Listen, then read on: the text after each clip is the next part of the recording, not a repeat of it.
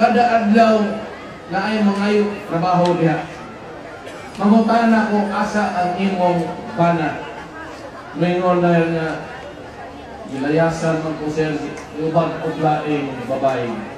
Dili na kada adlaw mga basket kamo I would invite you to observe. Siguro mga 5, 6, 7 anak yun ang tubag mo na mag-init ang ako mo. Di tayo hasta mga dili na nila pwede. Ako istrikto kay ko na kanang pangulata o asawa o anak. O ano mo basta na mo sumbong diha sa City Hall. Ngayon, ang ipulata siya, pakitang bono, may problema na yun ka sa ako. May problema ka na yun sa ako. Ano ang galing na pangag, buto ka rin, blue ka rin, black ka rin. Ganito na, tapas. Pag abot siya, wala ka doon. You have to treat the woman with dignity and hindi siyang pagkatao, hindi mo bugal-bugalan. You treat the woman as if you treat her like your mother. Sabi lang yan. So, kanang ako ito-garantiya ninyo mo ni. Basta sa akong panahon tablagin.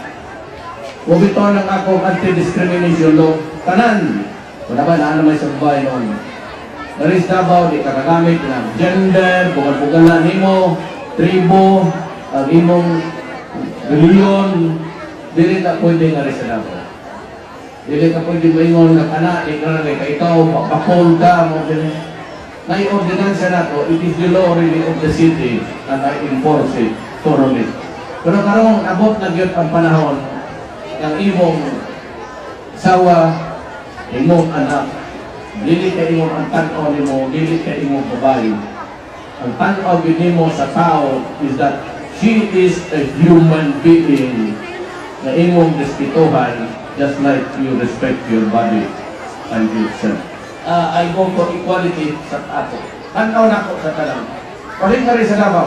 Di ko gusto mo doon yung Muslim ka mo, ikaw Kristanos ka, Bisaya. Go ka na ako, marin gawin niyo ka. So, di ko sumunod sa inyong problema. I do not, ako ay administer the affairs of the city equal. Equal opportunity, equal tanan. And for as long as a mayor, kasunod na anang equality na itong tanan rin, including the dignity and respect for women. Kaya salamat at mga hapon. Maraming salamat.